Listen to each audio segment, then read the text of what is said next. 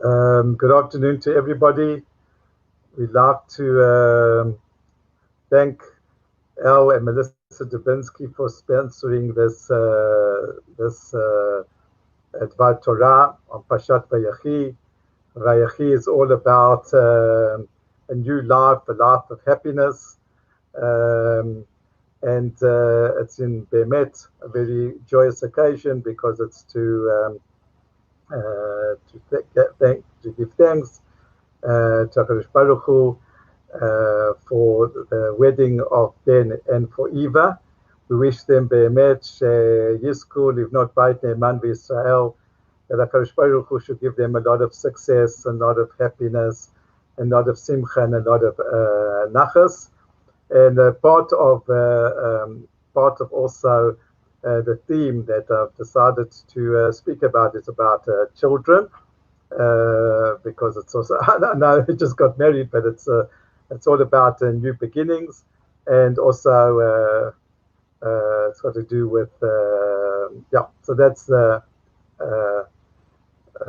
reason that I chose that, and we want to thank you very much, Melissa and Al, that you should have a lot of nachas and simcha. I wanted to make some sort of correction. Last week, Michael Ordman very kindly, and Annette very kindly sponsored the shiur, or rather the Dvar Torah, to commemorate the yortzeit of his late sister, Sarah Malka Bat Moshe Hillel. And I pashut, even though it was written on the YouTube, but I didn't introduce it in that way. I forgot about it. So I'm making amends now, and I'm introducing this, and in fact I'm dedicating now. I chose a theme that would somehow reflect something about the late Sarah Malka.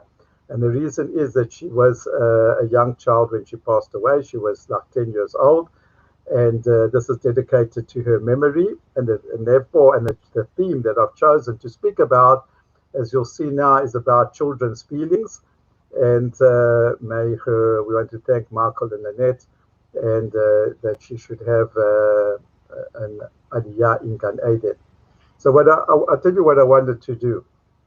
I wanted to tell you 3 stories about the way the Gdolim, the way our great sages, and I'm speaking now about three stories of contemporary Talmidei Chachamim, giants of our nations, who related to children in a certain way. So the first story that I want to share with you is a story that Rav Shlomo Zalman Auerbach, the great posek, the sainted Talmid Chacham, Rosh Yeshiva of Kol Torah, and one of the leading poskim of our generation, who lived in Sharei Chesed. Everyone knows about Rav Shlomo Zalman, and this is a story that he would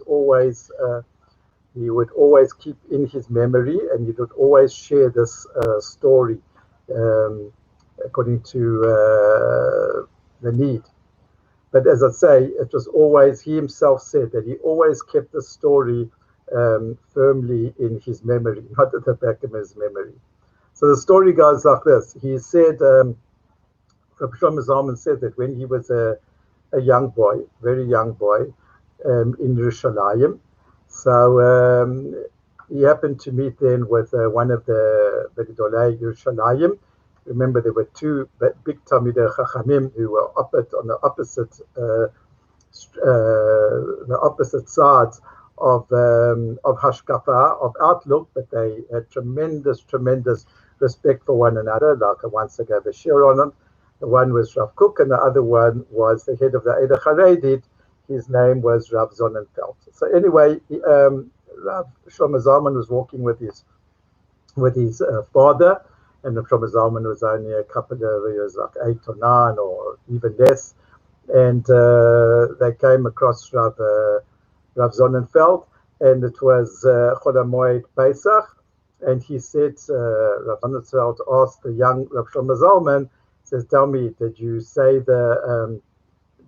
ask the Manishtana? So Rav Shlomo Zalman said, yeah, I asked the Manishtana.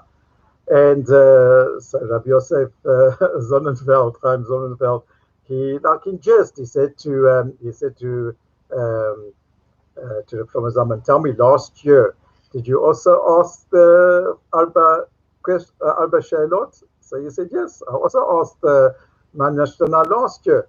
And he proceeded to ask Shlomo Zalman, and tell me, last year, did you get an answer? So Shlomo Zalman said, yes, I got an answer. So then Rabbi Yosef Chaim said to him, so tell me, if you asked the Manishtana last year, and you got an answer also last year, so why did you ask the same question this year as well? And the young boy, I mean, he was 7 years old, he is like baffled by this question, and he starts to cry.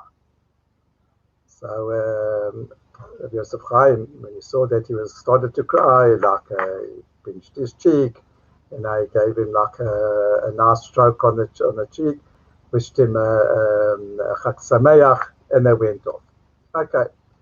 So a couple of many years later, Reb Shlomo Zalman's father, who was a great Talmid Chacham, he was a founder of one of the yeshivot. It was a yeshiva in Yerushalayim of the Mekubalim, and it was called what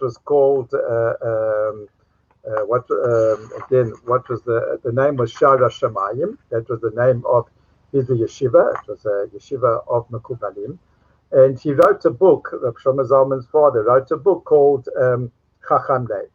And in the introduction to Chacham Lev, he asked for a haskama. A haskama is a approbation that from the great Talmid Chacham of that time in Yerushalayim was Rabbi Yosef Chaim Sonnenfeld, besides Rav Kook.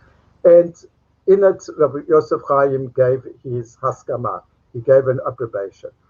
And in the haskama, what he wrote was that it's a very chashuv sefer, and it's a great Talmid Chacham wrote it. And amongst other things he wrote, and also that in the sefer there is a couple of quotes from the author's son, and the author's son's name, Rav Shlomo Zalman, who is a young up-and-coming Talmid Chacham, who made a couple of very wise and sharp comments. And Rav Shlomo Zalman said that, when he read this years later, he couldn't understand. Why was Rabbi Yosef Chaim Sonnenfeld, why was he writing in an introduction and an approbation for his father's book? Why is he mentioning over here the son, in other words, him, Reb Shlomo Zalman, that he made a couple of interesting comments? What was he doing? Why did he do that? It's just not in place. So afterwards, all this, as Reb Shlomo Zalman was always used to say, he says, you know what? He afterwards spoke to his name was Rabbi David Jungreis. He was also an Ab Beit Din in the Eida Haredit, and he told Rav Shlomo Zalman that he was in the presence of Rav Sonnenfeld when he wrote that preface and that approbation for Rav Shlomo Zalman's father, and that he had commented to him that what he wanted to do was, in writing the praise of Rav Shlomo Zalman, that he wanted to make good, and he wanted to make amends to having caused the child, like years back, something like 15 years back, for having made this young child, confusing him and bringing him to tears in asking him that baffling question. So just like an amazing, Rav Shlomo Zalman said always when he used to repeat the story, he says, number one has to always remember and understand and to penetrate how a child feels. And number two, this was always an indication for him, which he himself implemented. And that was the way he related to everybody with dignity, with respect. And he was very, very careful also, even when it comes to the feelings of, and more so, to the feelings of children. Unbelievable of Agdolim. How they, Baruch Hashem, that we have such unbelievable, what the Torah produces.